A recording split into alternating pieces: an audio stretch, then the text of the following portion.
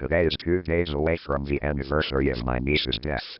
No one knows how she died except her mother, who passed away recently, and me. I do not know who to tell, but I need to tell someone. No one would believe me anyway. They'd lock me up like they locked up my sister. I wouldn't blame them. I hardly believe what happened myself. The Thany was going to be 10 years old the day after Christmas, the year she died. She still believed in Santa. I thought she was too old for that shit, but her parents thought it was cute. They did everything they could to keep her from realizing it was just a lie. The Thany loved Christmas and Santa and elves and all that. She used to tell me about an elf that would hide in her house. I just thought her parents must have been hiding a toy elf or something, but I asked them about it and they said they didn't have any elf dolls. I thought they were joking. The Thany's stories about the elf started getting stranger.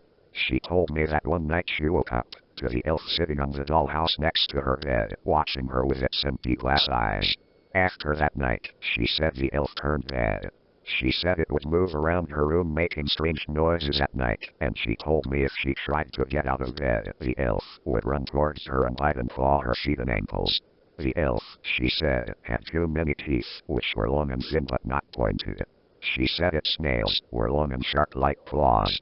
Of course, I didn't believe her, but then she showed me the scars and new bite marks. The bite marks were normal human-sized, but very deep and definitely with more teeth marks. That's when I started to worry. I didn't believe in the elf at that point. I thought maybe she was doing it to herself, and I thought she might have been seriously mentally ill. I wish I was right. I told my sister my concerns about her daughter. She was worried too, so she found a psychiatrist for her. I thought that would help the Thany, but as Christmas came nearer, she seemed to get worse. I was staying over at my sister's house for Christmas Eve, and the Thany asked me to sleep in her room to protect her from the elf. I said yes. I thought that it was a good idea so I could figure out what was going on with her. Maybe she was biting her own ankles in her sleep. That night, the Thany woke me up and asked if I would get her some water. She didn't want to get up because she was afraid the elf would attack her. I didn't want to leave the poor girl in there alone, so I told her she had to come with me. She didn't want to come, but I wouldn't let her stay. I should have listened. Oh God, maybe she would still be alive if I listened. It's my fault she's dead. When we got by the door, I saw it. The elf was tall with strange teeth and blank white eyes. I thought I was imagining it, so I turned on the light. It didn't go away. I know I should have tried to leave, but instead I tried to take a picture of it. As soon as I did, it started to run at us so fast I could barely see it. Everything happened so fast.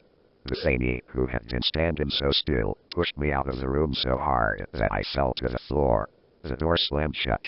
All I could hear was a voice screeching so loudly I could hardly hear the Thany's screams. It sounded like the voice was saying Merry Christmas, but it wasn't pronounced right. It sounded like Merry Chritmas. Anyway, I was trying to get back in the room, but the door was locked. I tried to kick it down, but I wasn't strong enough. I ran into the kitchen to find something to break the door as I called the police. They thought it was a joke. I don't understand how they didn't hear the screaming. How did her parents not wake up? I found a brick and decided that was good enough to make a hole in the door or something. Suddenly, I heard a ripping sound, and the screams and screeches stopped. I cautiously opened the door, which somehow unlocked, and the walls and the bed and all her toys and furniture were bright red, soaked in the Thany's blood. On the floor, the elf was hovering over the Thany's corpse. It was split in half vertically, and the elf was wearing her intestines around its neck and eating them. I screamed louder than I ever screamed before. The Thany's mother finally came out of her room and saw what had happened. She didn't even make a sound. She just stared at the horrifying scene. We closed the door and put things in front so it wouldn't open. We went into the living room to wait for the police. When the police finally arrived, they questioned us and her husband, who hadn't heard a thing. I couldn't say anything. It was like a dream, so unreal. I just sat there staring into space. The only one who told the police what happened was my sister. The police removed the barricade from the front of the Thany's room, but when they opened the door, nothing was there. The blood was gone, the elf, the Thany, everything. The room looked completely normal, besides snow blowing in from the window. Everything was gone like magic. The police started a search party. They thought she ran away. After everyone left, I stood in her room alone and cried. I heard the sound of bells, and then I heard the elf whispering, "Merry Christmas." I ran out of there. It's been a year now since Bethany's death. After Bethany died, my sister's mental health began to deteriorate. She boarded up the doors and windows of Bethany's old room. She never slept anymore. We found her trying to cut open her stomach several times, and we had to have her live in a mental hospital where she ended up killing herself by making a noose out of her bed sheets. Now I am the only one who knows what happened. Everyone else still thinks she's missing. I don't go near that house anymore, and I can't bring myself to talk to Bethany's father, but no matter what I do to forget what happened, I can't. Sometimes I still hear the elf's voice at night, and I'm afraid it's going to kill me next. It's almost Christmas.